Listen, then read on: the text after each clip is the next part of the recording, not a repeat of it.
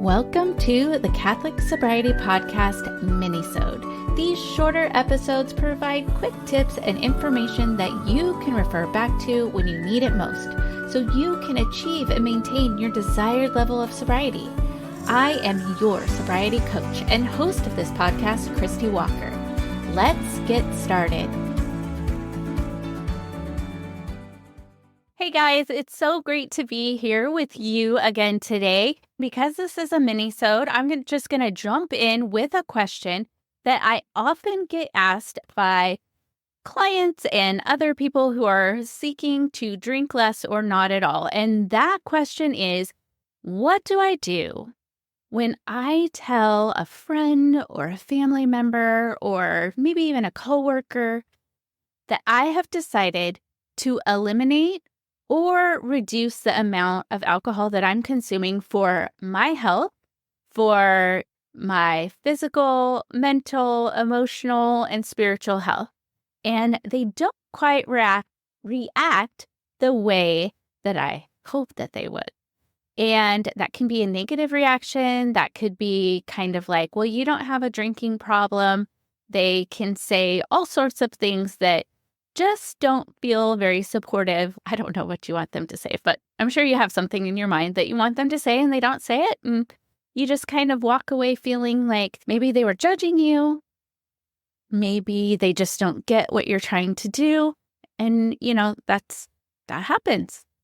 What got me thinking about this is that I was scrolling Instagram as I do, and I saw just a post, like a worded post from somebody I follow. And it said, when I say that I'm a Christian, I'm not saying that I think I'm better than you. I'm just trying to be better than who I was. And I love that. And I think that that can be applied to reducing or eliminating alcohol from our lives. We're not saying that we are better than anyone else when we decline a drink or when it comes up like, I've decided to stop drinking for my health. We're not trying to say like, I'm better than you. What we're trying to say is, I'm trying to be better than who I was. And I think that that is important. So if you're someone who doesn't have a disordered attachment or you don't have an issue with alcohol, then I guess it's just important to keep in mind that their decision not to drink doesn't really have any bearing on whether you do or don't. Most of us are not just sitting there judging somebody because they're drinking. Because first of all, we've been there. So we're not thinking that we're better than anybody else who's drinking. Secondly, we just want you to know that we would love your support. We would love it if maybe instead of offering us a glass of wine, you could say, hey, I have some non-alcoholic wine, or I have some sparkling water. Can I get you that and maybe add a twist of lime? Just something that lets us know, like, I know your goals and I'm here to support you. Anyway, so one of the things that I was thinking of, I tried to think about it. Going back I've had to say no multiple times. I've told people I don't drink. Sometimes I just say, no, thank you. I don't want one. It doesn't really come up sometimes. I'll have people that'll be like, oh, we should go out for a drink. And I'll be like, yeah. And I know that if I go out for a drink with them, I'm going to have something that's non-alcoholic, or I'll think of an excuse not to go out. No, I'll go. But anyway, so how have I been able to manage, and how have other people that I know that are successful in managing other people's expectations, other people's reactions when they're not what we want them to be? How do we kind of deal with that and move on and not feel bad or like we're missing out or that we're being rude? I mean, I have people that have told me, if I say no, I feel like I'm being rude.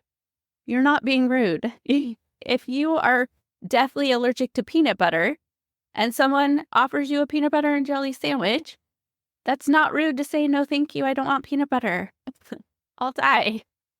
That's kind of how I am with alcohol. Like, no, thank you. I don't want alcohol. I will die. So, and that's not for everybody. That's, in the extreme cases like mine, but you can still decline a drink and not feel rude because it is your body that you're ingesting whatever you want to put in it. Now, we all make choices, right? I don't always eat perfectly healthy. I'm not like a super clean eater all the time.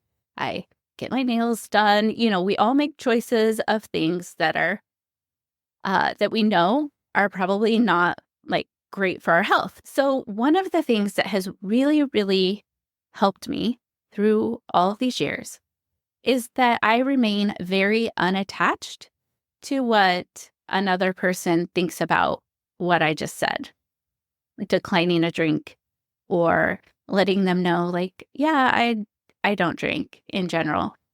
And sometimes they'll ask, like, why? If somebody tells you that they're not drinking, it's really none of your business. You don't need to ask them because maybe they have a serious medical condition that they're not ready to talk about, or maybe they do have alcoholism and they don't want to talk about it.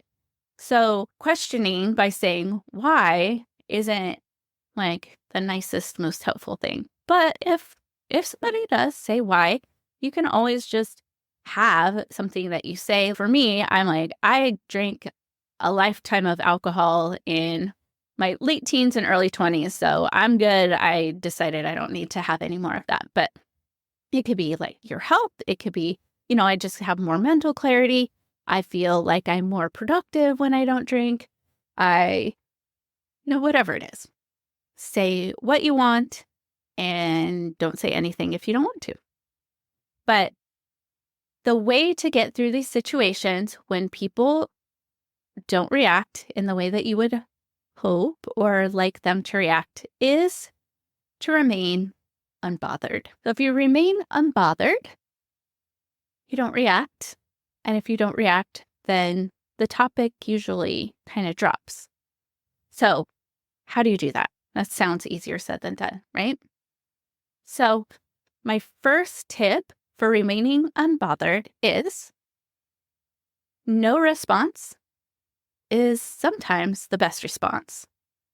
So just if you tell somebody like, no, thanks, I don't want that glass of champagne you're trying to hand me at a wedding, and they are like, why? You're not drinking? You can just say, I'm good, thanks. And then if they keep coming at you, you just don't really respond to it. Or if someone gives you a negative response when you say, well, I'm not going to drink anymore. I'm eliminating alcohol for my physical, mental, emotional, spiritual health. And they're like, well, you're so much more fun when you drink. I just be like, and maybe you walk away. But the fact is, it doesn't really concern them because they're not the one that has to deal with the ramifications of drinking the alcohol. They're not the ones that has to try and wake up early in the morning to, do the thing that you want to do. So, it's not, if you just look at it that way, they don't live your life. They're not in your body, and they can do what they want to do, and you can do what you want to do. The second thing, which I guess probably should be the first thing, is to take it to prayer. Like you can just, if somebody says something to me and I feel like I'm going to react, sometimes I just take a deep breath. And in my mind, I say, Jesus, I trust in you. And then I let it out and I say, Jesus, I praise you. See, I just did that. It's very easy. You can do it as you're walking away. You can do it after the confrontation.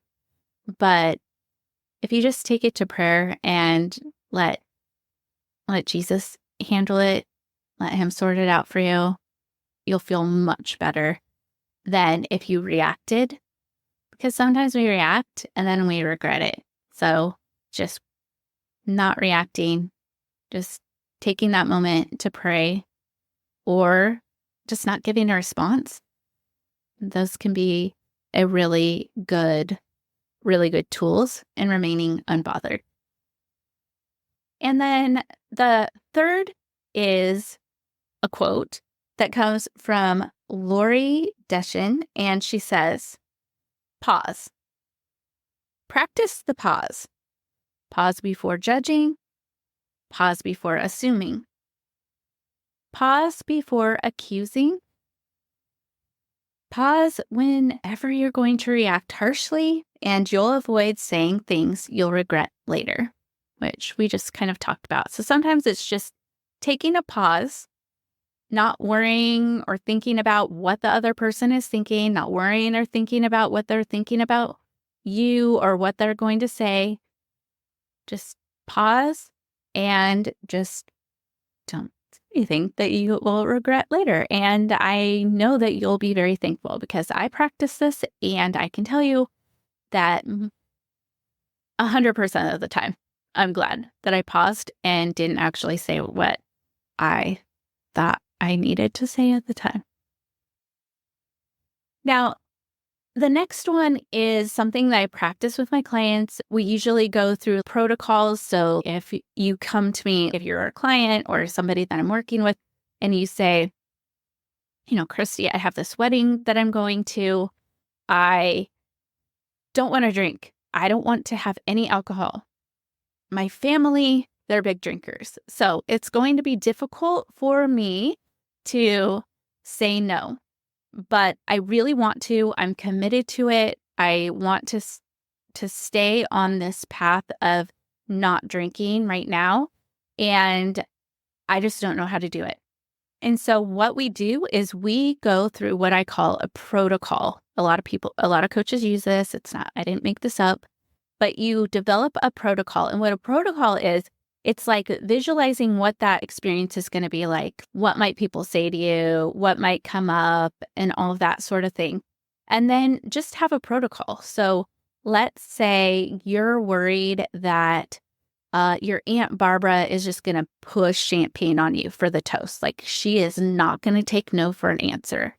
So I actually have a worksheet, and you go through the worksheet. This is actually in my Sacred Sobriety lab as well.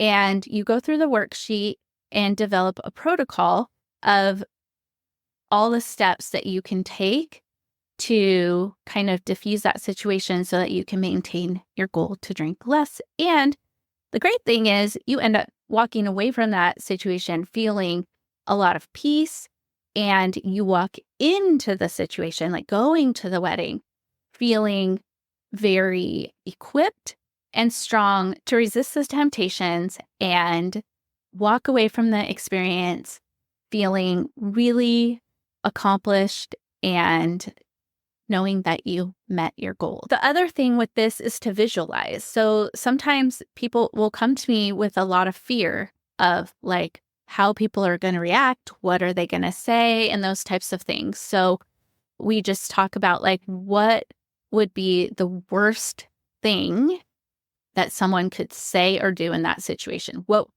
Imagine the worst case scenario. So we take that and then we kind of break it down. What that actually does is it diffuses that fear. It diffuses the anxiety because you're preparing for that worst case scenario. Let's say you're preparing for this worst case scenario. You're visualizing how you want it to go, what you want to say, how you want to show up in that situation. And then pretty soon, like when I work through these things with a client, and then I ask them later, like, how does that feel? Like, they have so much peace about it. They have so much peace going into the situation because they've planned and prepared, and they have their protocol. So they go into it knowing that they can get through that situation, and they are very equipped and very powerful to be able to do that. And they visualized it and can continue to visualize that. And it just reinforces it. It's just like practicing an instrument. The more you practice it, the better, like the more naturally it'll come to you. With a sport, the more you practice it, you have that muscle memory, and the more naturally it will come to you. So the same is true also with our thoughts and making plans and protocols. And then one of the last things I would suggest in being able to remain unbothered, but knowing that you do want to have a conversation with the person, is to say, I would love to have that conversation with you, but now is not the time. And then you can figure out a time down the road when you can have that conversation. And that way, you're not feeling caught off guard.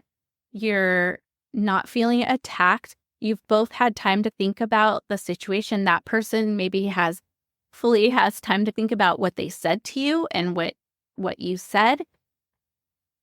And I just think it's a really classy way to respond. Let the person know, I hear you. I value your opinion, but this is not the time for that. And I would love to talk to you about it later. So then they know you're not just shutting them down, that you do want to have that conversation with them later. So, all right. So those are my tips for remaining unbothered. And I hope that they are helpful for you. If you think of any that are helpful for you, feel free to get in contact with me. In my show notes, there's a little feature where you can send me a text. So if you have comments or questions or concerns, or you want to add your own methods for remaining unbothered or dealing with friends and family that aren't super supportive or don't give you the response that you want, I love to hear them. Well, that wraps up today's episode of the Catholic Sobriety MINISODE. Thank you so much for joining me, and please be sure to subscribe to this podcast so you don't miss a thing. And remember, I am here for you. I am praying for you. You are not alone.